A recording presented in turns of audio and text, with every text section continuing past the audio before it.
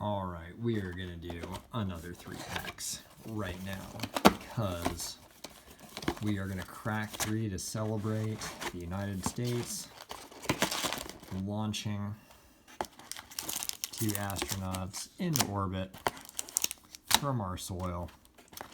You know, despite everything that's going on with COVID-19, despite the utter governmental ineptitude in both the state of Georgia and nationally, you just need some things to hope in. And so, here we are. I'm also hoping we're going to pull a cool card tonight. Let's see what we get. Also, Harbor pulled out really bitchin' mythic last night, and I am living in fear because I have a suspicion it is going to spank me shortly in a game of Oathbreaker. Alrighty, Spell Eater Wolverine. Double strike as long as there are 3 or more instants. Not a bad card. Helica Glider. 2 and a white for a 2/2 that comes in with flying or first strike. I love the fact that it is a Nightmare Squirrel. We have a Nightmare Squirrel in our backyard. We call him Big Fat Squirrel. He actually tried to break into the house last Monday. Frostlinks. ETB. Tap. Target creature and opponent controls. Not bad. Ferocious Tigerilla. Cat Ape. 4 for a 4/3 that comes in with either Trample or Menace. As noted as previous, there's a lot of cats in this series. Dead Weight, it's a reprint. Cavern Whisperer, I like this guy. 5 for a 4/4 with Menace, and whenever it mutates, each opponent discards a card. That has a lot of utility there. I like that guy. Anticipate, it's a reprint with cooler art. Blazing Volley, it's a reprint with cooler art. Day Squad Marshal, ETBs create a white human soldier creature token. Farfinder, 3 for a colorless fox with vigilance, and when it enters the battlefield, you search your library for a basic land, reveal it, put it into your hand, and shuffle your library. This would be a lot better if it was the land goes onto the battlefield tapped. Unfortunately, can't do that, I guess. Alrighty. This is one I have not pulled before. We are now in the uncommons. So Keen Sight Mentor. It is 2 and a white for a human cleric. When Keen Sight Mentor enters the battlefield, put a vigilance counter on target non-human creature you control. And then for 1 and a white and a tap, you can put a +1/+1 counter on each creature you control with vigilance. That's pretty interesting. That could be used. Ooh, this is definitely a new one for me, and I love this art already. 3 and a red, a Porcuparrot. It is a bird beast. And for 2 and a red, you can mutate it. And then its activated ability is tap. This creature deals X damage to any target, where X is the number of times this creature has mutated. So you can kind of turn it into an exceedingly powerful Tim if you mutated it a couple times. And the fact that it can do any target, including other opponents, is really nice. I really like this one. I'm going to have to find a spot for him. Alright, another mutate card. Glowstone Recluse. 2 and a green. And then for 3 and a green, you can mutate it. Reach, whenever this creature mutates, put 2 +1/+1 counters on it. That's a nice one. Oh, and here's our rare, and it is a good one, if I'm not mistaken. This is Umori the Collector. 2 hybrid companion. Each non-land card in your starting deck shares a card type. That's a little tough to do, but it's still pretty cool. As Umori the Collector enters the battlefield, choose a card type. Spells you cast of the chosen type cost 1 less to cast.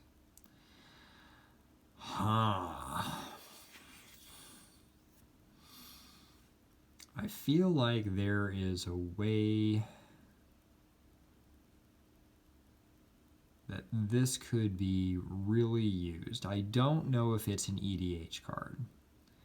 I feel like that would really limit you on your removal spells, on your ramp spells, etc. However, maybe it'll be an Oathbreaker card. Hard to say. Or maybe you just put it in as one of your 58 or one of your 99 and use it from there. Regardless, 4 for a 4/5, and it reduces the mana cost of spells of the chosen type is pretty awesome. Yeah, you know, the more I think about it, maybe you don't actually use it as your companion, you just use it as your either commander, or more likely it's either one of your 58 or one of your 99. Yeah, that's what I'm kind of thinking we do with that one. All right, that's a cool card. All right, then we got a mountain, and then we've got a lava brink soldier. All right, so not bad there. Let's see what card number 2 gets us. Card number 2. Pack number 2. I have not had a glass of wine tonight. All right, Ferocious Tigerilla. We just got one of those. Checkpoint Officer. 2 for a 1/2. Tap target creature. Yup. Frost Veil Ambush. We have already gotten one of these. It's got cycling. Prickly Marmoset. I do like the flavor text on this. It's either terrified or extremely mad at us. Definitely one of the two. I think I pulled that in my first pack. Sudden Spinnerets. Also very cool. Mutual Destruction. We've pulled this. Fire Prophecy. Pulled this. Adaptive Shimmer. I think this is my first time pulling this. Harbor's pulled a couple of these. 5 for a flash, and it enters the battlefield with 3+1/+1 counters. So I guess you flash it out. And then I'm not entirely sure how you use this. It's interesting though. All right, a Volcapete. No, not into the uncommons yet. Migratory Greathorn. I don't know if I've pulled one of these yet.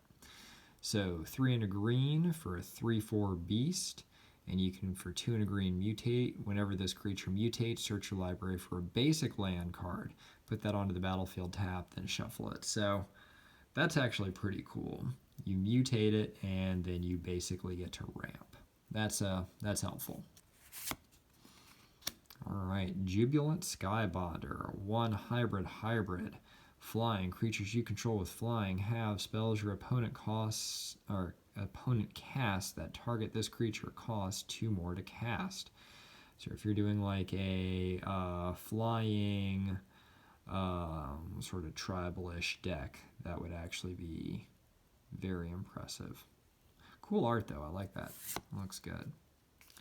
All right, we got the Teamer Crystal this time. All right, Flame Spill. That just scares me as a father. Flame Spill deals 4 damage to target creature. Excess damage is dealt to that creature's controller instead. So yeah, shoot a 1/1 and you hit them for 3. I don't know. I don't know if it's a good EDH card or if it would go in an Oathbreaker deck. Oh, shiznit! Alright, so I'm going to take some deep breaths because I so wanted to pull Narset. And not only did we pull Narset, but we pull the full borderless Narset looking totally awesome card. I initially didn't like the way this card looked when I actually was looking at it on the internet, but now that I'm actually holding it in my hands and looking at the art in person, oh holy crap, that's nice. Yeah, that looks really good. All right, all else we got is just garbage there. But yeah, let's look at this. So it's pretty. Narset is doing a flying kick, and her eyes are glowing. So Narset of the Ancient Way, 1 and Jeskai. Her +1 is you gain 2 life, and then you can add blue, red, or white and spend this mana only to cast non-creature spells. So Narset is still staying in the whole benefit non-creature things. Her -2 is draw a card, then you may discard a card. When you discard a non-land card this way, Narset of the Ancient Ways deals damage equal to that card's converted mana cost to target creature or planeswalker. So you can actually replace a card and then do a little bit of removal. That's pretty nice. And then her -6, which you can get pretty fast here, is you get an emblem. Whenever you cast a non-creature spell, this emblem deals 2 damage to any target. So this is getting turned into an Oathbreaker. I'm not sure what we're going to do with it. We're going to have to make this deck, though. It has to happen now. I really wanted to pull this card. Oh my gosh, I'm so excited. That is super awesome. All right, that's pretty. I'm real happy with that. I think that one's going for like $15. So I think that is 3 mythics out of this box already. Let's see what the final pack has got. Oh my god, I'm just so excited about that. All right, another Frostlinks, Tentative Connection, Perimeter Sergeant, Deadweight, Almighty Brushwag. I'm not sure I've pulled this one. Mosscoat Goriac, Vigilance. 3 for a 2/4 Vigilance. Interesting. Boot Nipper. I've not pulled this one. Harbor's pulled this one. Enters the battlefield with your choice of Death Touch counter or Lifelink counter. See, I would disagree with Harbor. I would put a Lifelink counter on this all the time. But that's just me. Another Adaptive Shimmer. Crustacean. I would never play this card, but I do like the flavor text with it. Ooh, all right, into the uncommons, and this is also a new one. Wingspan Mentor. It's a human wizard, 2 and a blue for a 1/3. When Wingspan Mentor enters the battlefield, put a flying counter on target non-human creature you control. And then for 2 and a blue, oh, it's kind of like that other one that had the vigilance on it. So 2 and a blue and a tap, put a +1/+1 counter on each creature you control with flying. Interesting. So you make somebody flying and then go from there. Another Mentor. All right, I suspect this is going to be somewhat similar. When Duskfang Mentor enters the battlefield, put a lifelink counter on target non-human creature you control. And then for 1 and a black and a tap, put a +1/+1 counter on each creature you control with lifelink. And this is 2 and a black for a 1/3 human cleric. Interesting. So of all of these that we've pulled, this one I've got a deck that would definitely go in. It's an EDH deck that I've actually not busted out at my table. It is all about life gain, and so this would be very good in that deck. So, cool. Dire Tactics, a white and a black. So we've also not pulled this one. Exile target creature. If you don't control a human, you lose life equal to that creature's toughness. Alright, so human tribal or you lose some serious life. Honestly, I think it's a good card regardless, just for the converted mana cost here of white and black. Like, that's really good. Alright, and then I think we are, nope, not there yet. Oh, no, this is the rare. Ooh, and this is good. Extinction Event. Choose odd or even. Exile each creature with converted mana cost of the chosen value. So it's a board wipe, and it's a nasty exile board wipe, which is interesting to me that we're seeing a lot more exile in black lately. I feel like the last couple sets you've seen a lot of cards, black cards specifically with exile. And so odd or even, so you pick what you either need to get rid of, or you pick what you don't want of yours, and then exile the rest. I suspect there's a way this can be abused. I'll have to think about that. And then I think I got a foil here too. Yep, a foil, Raking Claws, so 1 and a red, target creature gains double strike until end of turn, and then it's got cycling. That's not bad just because double strike is so powerful, especially if you're playing like a Voltron-y type deck, because you can really, if you're getting damage in, you can then really take somebody out and sneak it in. And it's rather pretty for a foil. a Bloodfell Caves, and then a garbage token. But oh my god, we've got Narset. That's nice. Yeah, I'm gonna start making that deck tonight. That's gonna have to happen now. Boom. All right, and a happy astronauts in orbit to all.